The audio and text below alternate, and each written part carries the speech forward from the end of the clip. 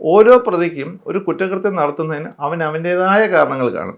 അതൊരു പക്ഷേ അന്വേഷണ ഉദ്യോഗസ്ഥനോ അല്ലെങ്കിൽ ആ കുറ്റത്തിന് ഇരയാക്കപ്പെട്ട വ്യക്തിക്കോ അത് പറയാൻ സാധിക്കണമെന്നില്ല. ഇവിടെയും ഈ കേസിനകത്തും അങ്ങനെ തന്നെയാണ് സംഭവം. ഞങ്ങൾക്ക് മനസ്സിലാക്കിയത് കേസ് വിചാരണ ഘട്ടങ്ങളിൽ കൂടിയും സാക്ഷികളിൽ കൂടെ സംസാരിച്ചെന്നൊക്കെ ഞങ്ങൾക്ക് മനസ്സിലായത്, ഈ പ്രതിയെ സംബന്ധിച്ചിടത്തോളം അയാൾക്ക് എപ്പോഴും ഫസ്റ്റ് പ്രിഫറൻസ് കിട്ടണം എന്നുള്ള ഒരു സ്വഭാവ രീതി വെച്ച് പുലർത്തിയിട്ടുണ്ടായിരുന്നു.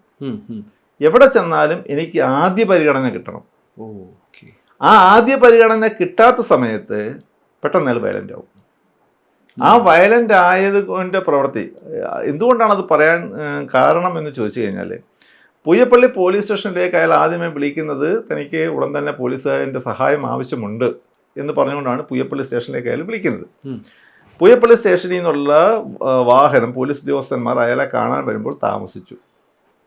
അപ്പോൾ തന്നെ അയാളുടെ മനസ്സിൽ ഞാൻ വിളിച്ചിട്ട് വരുന്നതിൻ്റെ താമസമുണ്ടായി. അത് അയാൾക്കൊരു ആ സമയത്ത് ഒരു ആനിമസ് അയാളുടെ മനസ്സിലുണ്ടായി.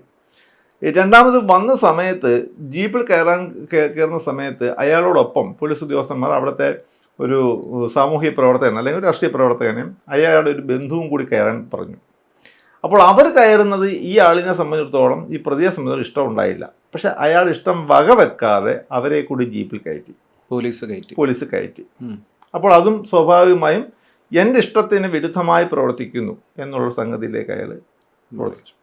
മൂന്നാമത് അയാൾ ജീപ്പിൽ കയറുന്ന സമയത്ത് അയാൾ കയ്യിലൊരു ആയുധവുമായി, ഒരു വടി പോലത്തെ ആയുധവുമായിട്ടാണ് അയാൾ കയറാൻ തുടങ്ങിയത്. അപ്പോൾ ആ സമയത്ത് അത് പോലീസ് സബ് ഇൻസ്പെക്ടറോടെ തന്നെ അത് കയ്യിൽ നിന്ന് പിടിച്ചു മാറ്റി. സ്വാഭാവികമായി പോലീസിനോട് അയാൾക്കൊരു വിരോധം. കാരണം ഞാൻ പറയുന്ന പോലെ നടക്കുന്നില്ല എന്നുള്ളൊരു തോന്നൽ.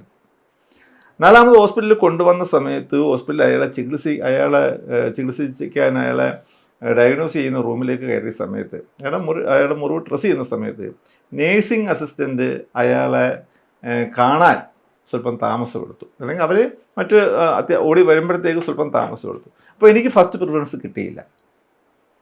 ഇത് ഒരു പക്ഷേ അയാളുടെ ഒരു സാമൂഹ്യപരമായിട്ടുള്ള ഒരു കാഴ്ചപ്പാടിൻ്റെ കുഴപ്പമായിരിക്കാം. ഫസ്റ്റ് പ്രിഫറൻസ് കിട്ടിയില്ല എന്നുള്ളത് കൊണ്ട് പെട്ടെന്ന് കോപിഷ്ഠനാവുകയും ആ കോപത്തിൻ്റെ ഫലമായി കാണുന്നവരെയൊക്കെ ആക്രമിക്കുകയും ചെയ്യുകയും അതിന് ശേഷം പിന്നീട് പശ്ചാത്തപിക്കുകയും ചെയ്യുന്നു. കാരണം ഈ കേസിൻ്റെ വിധി വന്ന സമയത്ത് അയാൾ കോടതി പറഞ്ഞത്, എനിക്ക് അബദ്ധം വരുമ്പോൾ എനിക്ക് പ്രായശ്ചിത്തം ചെയ്യാനൊരു അവസരം ലഭിക്കണമെന്നാണ്. ഒരാളെ കൊലപ്പെടുത്തിയ ശേഷം പ്രായശ്ചിത്തം ലഭിക്കാൻ പറഞ്ഞ അവസരങ്ങൾ ലഭിക്കുന്നത് പറഞ്ഞിട്ട് കാര്യമൊന്നുമില്ലല്ലോ.